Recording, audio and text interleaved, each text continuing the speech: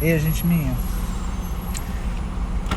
vamos lá, é assim, por que o globalismo, a esquerda, a ideia de inteligência artificial e a internet trazem um paralelo com a história do suicídio?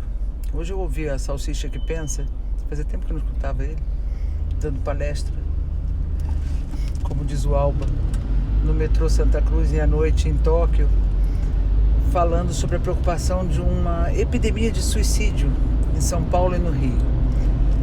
É bastante equivocado, e como é importante na área de saúde mental, eu primeiro lembrar que não é em São Paulo e no Rio, é no planeta inteiro. O suicídio aumentou 30% em 10 anos, de 2007 a 2017. Dado do último Resilience Summit Quantum House, Sam Vaknin, um israelense, que é físico, medical doctor e outras cositas mais, e filósofo. E aí eu preciso lembrar, primeiro, que quando a gente fala num assunto sobre esse, a gente tem que parar de querer lacrar e ser sabido só, e lembrar que tem pessoas que pensam em se suicidar quando estão no YouTube, que escutam uma coisa dessa. Então, primeiro eu quero falar sobre o suicídio do ponto de vista do nosso desespero humano, de qualquer um de nós, eu ou você. Depois eu vou voltar nesses dados e brincar um pouquinho. Quero estar no canal do Daniel Lopes, talvez falando sobre isso. Por que saúde mental precisa de um equilíbrio? Por que o mundo está endireitando? Por que essa discussão pegou, né? E ela é ética. Vou voltar a falar nisso. Mas primeiro, assim, o desespero não compreendido. Não. A angústia não compreendida vira desespero. E quando a gente tem ideias suicidas, quando a gente pensa que não aguenta mais, quando a gente pensa que qualquer coisa é melhor do que estar vivo, é porque a gente tem uma angústia não endereçada, não compreendida.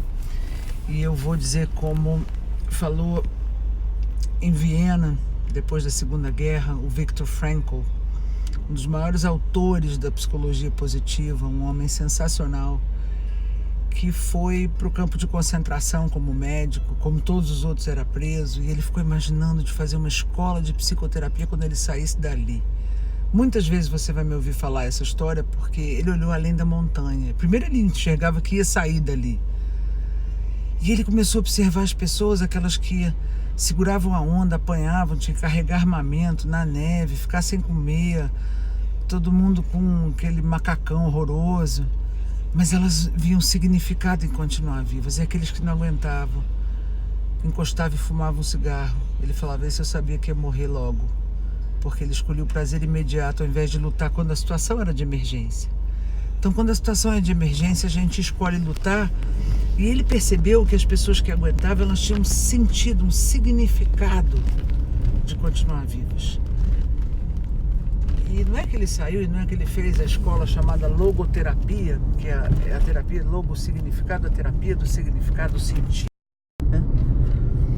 Então, quando você tem o sentido, quando o significado fica vivo, a gente tem esperança, a gente tem perspectiva, a angústia ganha compreensão, e ao invés de desespero, a gente tem esperança. E ele dizia para as pessoas em Viena, nos hospitais, as que tentaram suicídio, que estavam pensando em suicidar, que você não sabe qual é a solução do seu problema, como a solução do seu problema vai chegar de uma maneira que você nem imagina, e que tem solução para o seu problema. E só de ter essa perspectiva, a gente respira que é grátis. Você não quer o fim da sua vida, você quer o fim dessa angústia. E isso é legítimo. Então, tenha calma, respira que é grátis. Você não está só. Nós somos milhões conectados através da internet.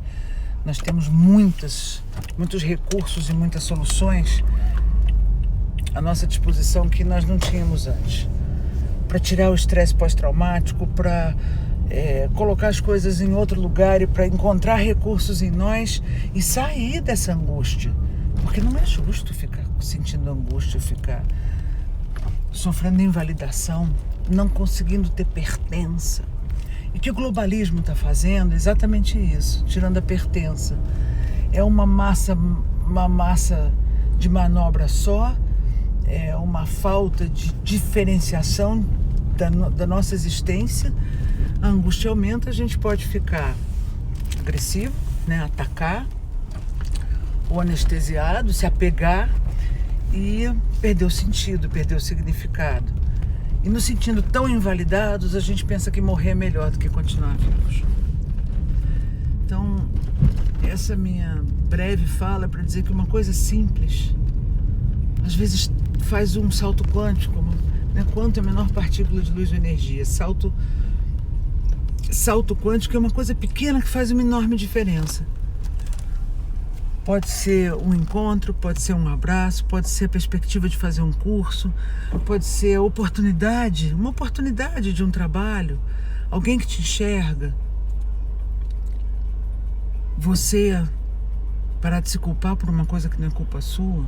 Alguém me escreveu ontem que o seu filho começou a ter tique nervoso. Você sabe quem você é. Ela tem um ex-marido que está fora do Brasil, ela está no Brasil com um filho de pouca idade, um garotinho, e ele começou a apresentar tiques nervosos. E a escola a chamou e disse: olha, o seu filho não tem pai, e a única pessoa que ele tem é a mãe, mas ele sente que a mãe está morrendo. Ela falou: eu fiquei chocada, porque eu estou morrendo desde os 10 anos de idade. Porque com 10 anos de idade eu comecei a rezar para Deus que Deus não podia mudar a minha mãe perversa, mas ele podia me levar embora. E se eu morresse, aquele sofrimento acabaria. E quando eu fui pedindo e ele não me fazia morrer, eu decidi que tinha duas pessoas que só enxergavam escuridão em mim, que era minha mãe e Deus. E aí eu desisti de Deus. Falei: Deus, então, também me enxerga como alguém que merece só esse sofrimento. Por alguém, que era a mãe dela, que só me faz sofrer, que só enxerga escuridão em mim. Às vezes há essas pessoas que são perversas, né? Então ela desistiu de Deus. Ela falou: mas daí de repente eu chego, meu filho, é porque a pessoa que eu mais amo está percebendo que eu estou morrendo, eu tenho que me curar. Então eu quero fazer aquele curso dos 12 portais, que é um curso que eu tenho online, que ajuda o estresse pós-traumático complexo, a gente sair do buraco da minhoca e daquelas angústias sutis que fazem alguém arrumar um caso tremendo fora do casamento, destruir tudo porque o caso não é bom tampouco, que fazem um sentimento secreto de revolta manter a gente com muito gatilho e muito implicante, tendo sempre uma confusão na loja, na escola, no grupo, na família, na vida, que fazem a gente não ter paz e acreditar na vida, pisar nosso chão. Então, sim, existe uma epidemia mundial de suicídio. Por isso é muito importante a gente compreender que o significado da gente estar vivo pode estar em uma pequena coisa que a gente consegue comprar, mas não é pelo poder material só, que também às vezes é muito bom a gente sentir que pode ter conforto, que pode ter recurso, que pode ter coisas que nos agradam, mas é pelo significado que vem junto com aquilo, pela perspectiva. Uma caneta, ó, essa aqui é do James Dean. Gosto muito dela por várias razões. Tem o botão da camisa dele, tem a camisa dele que é vermelha, tem o rifle, ó.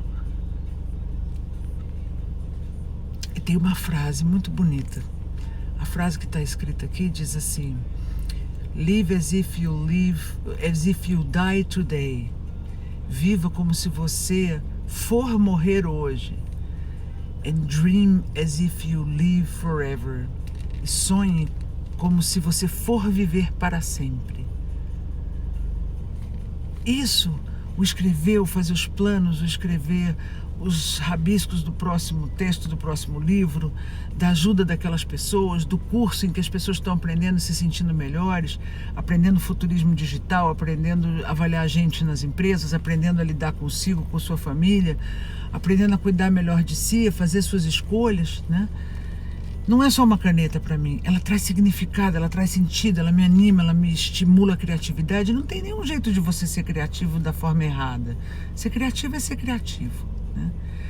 Então, nós precisamos do autoamor como um elemento de saúde pública. E nós precisamos de um ajuste na percepção política que sequestrou a subjetividade, a arte, o erotismo, a criatividade, o teatro, o cinema, como se aquilo fosse um posicionamento político. Direitos humanos não são de direita ou de esquerda, eles são humanos. Bordas e limites em abusadores não são de direita ou esquerda, eles são humanos, eles são de saúde mental e de saúde relacional, que é o tema no qual se baseia uma das especializações da Universidade Quanto, em que eu tenho centenas de mentores se formando, para saúde relacional. É sim com que é sim, é não com que é não.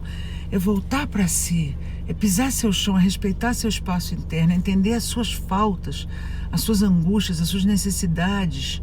Por que as suas necessidades merecem ser honradas, né?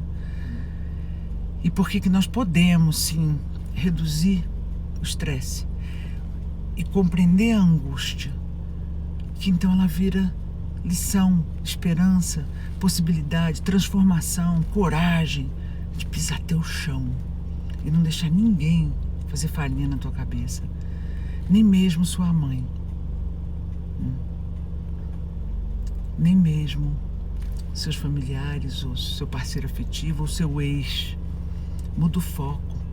O crítico interno não pode apontar para você e te ridicularizar por causa das suas necessidades, ou você se envergonhar, ter vergonha alheia, porque o outro resolveu te avaliar.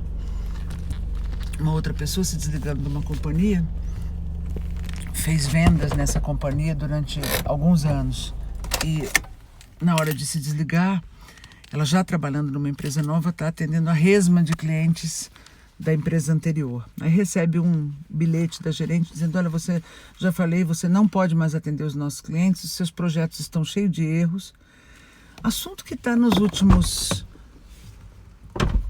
2 meses, talvez, super presente com essa pessoa, porque ela já mandou os projetos, as próprias gerências já confirmou que os projetos estavam certos, ela é uma designer, e os projetos estavam corretos, e ela disse: nós não vamos pagar a sua comissão, ela só ganha comissão. E ficou toda desbalanceada.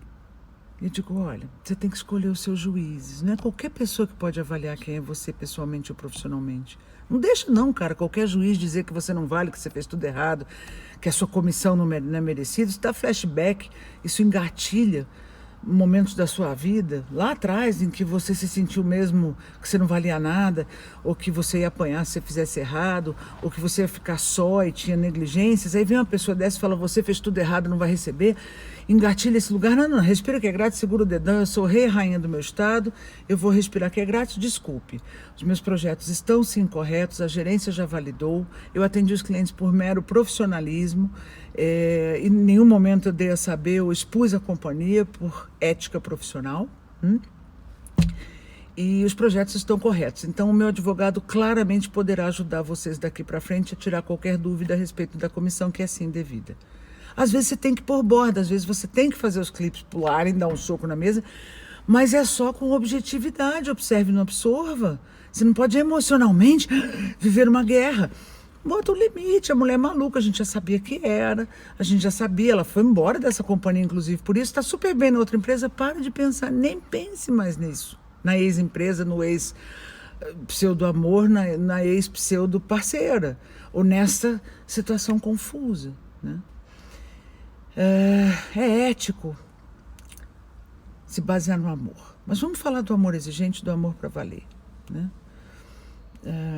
Em New Orleans, para onde eu estou indo agora, novamente em julho, me apresentar e trabalhar com estresse pós-traumático complexo, com as coisas novas descobertas de saúde relacional, que a gente precisa olhar para abuso e call a spider, chamar uma aranha de aranha, mas não para ficar brigando, dizendo: tá vendo? Não, é só para a gente se discernir e não ficar com vergonha alheia. Mark Derry é um médico que é da Califórnia, trabalha em Nova Orleans, e é um infectologista que trabalha com HIV. E ele contou que antigamente não era ético falar de coisas sexuais, mas que quando você se baseia na ética, você vai ter crises éticas. Quando você se baseia no amor, você será sempre ético. Eu explico. O rapaz está saindo de casa, o irmão dele fala: ô, encapa o cara, na mesa do almoço de domingo, com a vovó na mesa, com a titia. O rapaz é jovem, está saindo, vai ter sua vida afetiva, vai ter relação sexual, e o irmão brinca, o irmão mais velho brinca: encapa o cara. Ele está falando de usar camisinha. Não era ético falar um negócio desse há 30 anos. Mas como a AIDS cresceu no mundo e mata muito, muito mais nos outros países do que no Brasil, é ético dizer em capa o cara. É ético falar sobre essas coisas, porque pela vida, pelo amor e pela vida, é ético a gente endereçar as coisas que nos mantêm vivos, saudáveis relacionalmente, protegendo o nosso espaço, do coração, do corpo físico, né? Então, o Dr. Derry me deu essa entrevista e ele diz, olha, no Brasil, disseram, nós vamos distribuir camisinha para a população. E aí aqui, nos Estados Unidos, a igreja, os políticos, todos, não, que absurdo, isso não pode fazer. Os mesmos que aparecem em escândalos na segunda-feira, porque tiveram situações duvidosas durante o fim de semana com mulheres e esquemas, ficaram horrorizados com o Brasil dizer isso. E sabe o que os brasileiros fizeram? Os brasileiros disseram assim, a gente não pode? Tá bom, mas a gente vai fazer assim mesmo. E a gente fez. Ele disse, o Brasil é um caso mundial onde os rates da AIDS fizeram... E aqui nos Estados Unidos cresceram, na África, então, nem se fala, África do Sul, em vários países do mundo. Por quê? Porque há uma hipocrisia em ser ético e ter crises éticas e ficar cagando regra. Quando você se baseia no amor, você é sempre ético. E o Brasil foi e fez. O Brasil derrubou os índices da AIDS. Quando o mundo está crescendo, o Brasil derrubou, fez o seu próprio coquetel, que funciona. E tem uma outra forma de lidar com essa epidemia. Ora, eu espero que o Brasil também seja um país que lide com a epidemia do suicídio, sabendo que alto amor, todo amor, precisa da boca para dentro achar significado, porque a idade central onde esses 30% de suicídio cresceram em 10 anos é de 14 a 24 anos. Então pega a internet, então pega a lacração, que você não precisa ter Deus, que você não precisa ter família, que você precisa ser moderno, e que sexo é bacana, e que homossexualidade é quase uma regra, que você não pode ter preconceito de nenhum tipo, e que eu acho muito bacana não ter preconceito. Um monte de amigos gays e vive e deixa viver, eu acho bacana. Eu sou neurocientista, sou psicoterapeuta, minha mãe era pintora. Então eu acho que várias coisas precisa mesmo viver e deixar viver. Mas a ditadura das minorias e a exigência de que tem um jeito de ser feliz, um jeito que essa sociedade tem que funcionar, que a esquerda na política forçou mais a amizade, e aí a gente vê gente psicótica como a Maria das Roseiras, e gente completamente fora da casinha, como a mocinha do Neymar querendo lacrar, mentir, roubar, trair, com desordens de personalidade narcisista, como o termo buquê. Pode ser narcisista borderline, pode ser narcisista histriônico, narcisista psicopata. Mas nessas 4 desordens de personalidade, a gente tem muito dessa coisa de tentar emplacar uma imagem em que eu tenho um significado, em que eu me diferencie, mas que não tenha o selfie verdadeiro. É um selfie falso, é um selfie de imagem. Isto foi crescendo, e muita internet, pouco contato físico, pouco olho no olho, pouco abraço, muita ansiedade, 30% de aumento no suicídio no mundo. Então a gente precisa voltar para casa. Respirar que é grátis. Ser amoroso, porque sendo amoroso nós seremos sempre éticos. É dizer sim com o que é sim e não com o que é não. É dizer que família é sim muito importante, mais importante do que tudo. É dizer que sim, existe uma diferença entre público e privado, que sexo e liberdade sexual é muito bonito, mas que tem o privado e no público não. Que é um respeito, uma borda experiência do outro e dos outros. A ter limites e Deus, como você o conceber, ser respeitado. Eu sou cristã, não tenho uma só religião, no sentido de que não respeito uma só religião, então para mim Deus como você o conceber. Sempre fui cristã, aprendi a rezar o terço com um grande amigo patriota, intervencionista, que estuda, me ensinou como que reza o terço. Eu que fiz primeira comunhão, não lembrava como rezava o terço, rezei o terço e gostei de aprender isso. Tenho muitos amigos que são espíritas, o Brasil tem idiosincrasias e uma mescla muito grande. Deus como você o conceber. Tomar o passe na mesa branca ou numa casa de espiritualidade kardecista, que tem uma coisa do bem, problema nenhum. O bom, o bem e o belo, e Deus como você o conceber, uma força superior. E achar significado. Quando eu tenho a Deus, eu sou mais forte. Quando eu tenho família, eu sou mais forte. Quando tudo vai sendo roubado do significado e um papo geral, filosófico, toma o lugar, nem mesmo a filosofia está sendo respeitada, que é lindíssima. Porque a filosofia, o pensar, a psicologia, a espiritualidade, a família, não é o conservador pelo sentido de ser careta e julgar os outros de uma maneira invalidadora. Isso faz parte do mesmo problemito. É o sentido de ter recursos, de pisar seu chão e de validar as coisas que nos dão força. Isso é o que faz a gente ser mais forte. Então, ter significado. Se basear é ser sempre ético. Se basear na ética é ter crises éticas. Ser ético é fundamental. Portanto, ter auto-amor é fundamental e todo amor é fundamental. Pôr limites é fundamental. Não ser raivólatra. Dizer não na boa. Normal confusão em todo lugar. Não está nem na defesa, se apegando, pelo amor de Deus, nas barras das saias da vida, do trabalho, ou do status, ou da vida afetiva e erótica, e nem atacando a todos. Ser afetivo não é ser carente. Precisa de um abraço, busque-o. Nós precisamos aumentar a vida e a esperança. E a angústia não compreendida, que vira desespero. Se você está me ouvindo e tem uma angústia muito grande, respira que é grátis, tenha calma. Existe caminho para a gente aprender o auto-amor. Para essa moça que então me escreveu, finalmente me disse: Cláudia, Ricken, eu tenho que te agradecer. Porque eu fui ver seus vídeos e de repente eu descobri, vixe, Deus não está contra mim. Deus não concorda com a minha mãe que dizia que eu era um lixo, que eu era nojenta, que eu era fedida, que eu não valia nada, que eu podia morrer, que eu era um traste. Não, Deus não me matou e não me levou embora, não é porque Ele concorda com ela. É porque Ele acredita que eu posso entender que ela tem uma limitação, ela tem uma doença mental, ela tem raiva no coração, ela tem narcisismo, ela tem psicopatia, ela tem problemas que vêm de gerações e gerações atrás dela. E não é culpa minha que eu caí nessa família. Mas eu não vou concordar com ela. Porque o problema está se eu concordar com esse que me critica e quer me invalidar. Então eu vou respirar que é grátis. E ela me agradeceu, ela disse: Cláudia, que você me devolveu Deus. Olha a importância do negócio desse. Claro que eu não devolvi Deus. Claro que as pessoas têm a sua vida. Eu tenho a minha família. Eu tenho a Deus. Gente, se eu não estiver mais na internet, tarará, você vai encontrar outros recursos. Não é lacrar que faz a gente ter sentido na vida. Não é ser famoso. Não é ser o máximo ou ser reconhecido por todos os outros. É a gente ter a gente. É a gente ter Deus. É a gente ter amor naqueles com quem a gente se relaciona. É eu poder ouvir minhas filhas, meus amados, minhas pessoas de trabalho. É a gente poder, Katsu, sentir que tem sentido a nossa vida. Mas que alegria. Tá com insônia? Fica sem dormir. É a tua alma pedindo aí para tomar um chá com você, para você ver se escuta a sua alma. Não toma remédio não. Se prejudica não, gente, por favor. E a angústia pode ser compreendida. Você pode aprender a ficar do seu lado. Você pode aprender como essa moça fez. Dizer: eu sinto muito da minha mãe, mas ela não me define. Ela tem limitações. E eu vou ficar no contato zero e eu vou reduzir isso, porque eu posso ser mãe de mim.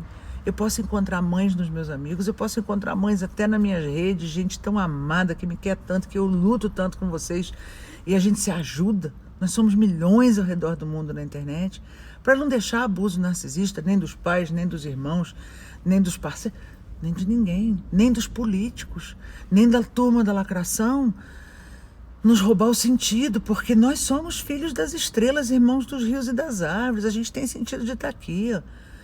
Pior seria você perder teu sonho, pior seria você perder o seu sentido de viver. Então, como disse James Dean, viva como se você for morrer hoje e sonhe como se você for viver para sempre. E se for preciso, ter um riflezinho simbólico para pôr limite, botar maluco para correr. Não é qualquer um que pode ser teu juiz, não. Era para ser um oi só dirigindo. Acabou que deu um vídeo. A ética está baseada no amor. O amor é sempre ético. E aprender a fazer companhia pra gente, buscar um abraço, buscar um apoio, nos faz ter auto-amor, e auto-amor faz todo o amor. Essa moça diz que eu devolvi Deus a ela. você pode devolver Deus a alguém. Qualquer um de nós pode fazer isso. Não, aquela pessoa estava errada e Deus não te fez morrer e não faz esse sofrimento passar porque Ele concorda que você tem que sofrer. É porque Ele concorda que você pode ser auto-amor, ter dignidade, que é digno ser você, que você é irmão das árvores e das estrelas para você pisar seu chão e respirar amor e ajudar outro alguém também. Nós temos que nos unir com integridade. Integridade é o self que não se divide sob pressão. Segura a onda, apoia as pessoas que estão querendo consertar as coisas, ajuda a tirar o mercado da sua mãe quando ela chega, ajuda as pessoas, arruma teu quarto, faz uma coisa pequena. Está muito difícil, não pensa nos próximos 10 anos que você tem que chegar lá. Pensa nessa semana eu tenho que conseguir estar bem. Ou essa manhã, ou essa hora, né? Mas a gente precisa aumentar a esperança e de reduzir o desespero. Portanto, reduzir a angústia e o estresse, estar do nosso próprio lado e dizer: eu sou amor, eu sou auto-amor, eu vou reconhecer as minhas possibilidades e deixar que bobagens que tragam significado deem sentido à vida, porque é a falta de sentido e significado que faz as pessoas quererem o suicídio. E nós precisamos trabalhar com significado e sentido humano, mesmo usando a tecnologia e mesmo tendo essas coisas maravilhosas que tem, que estão nos roubando o sentido. Não faz sentido a gente ficar tão genérico, globalista, globalizado, tecnológico e desesperado. O que a gente quer é amor, o que a gente quer é olhos nos olhos, o que a gente quer é a música. O que faz sentido para você? É alimentação? É música? É arte? É escrever? É uma caneta? É algo, mas na direção de construir e não na direção do revoltex, né? Porque toda a base do revoltex nos leva a destruir coisas. E a gente quer construir vínculos. Sim, eu tenho que pôr limites. Eu posso ficar revoltex e pôr limites, mas não virar raivólatra. Essa espingarda simbólica aqui do James Dean me lembra isso. Beijo, gente minha. Eu sou Cláudia Hickey. Tamo junto.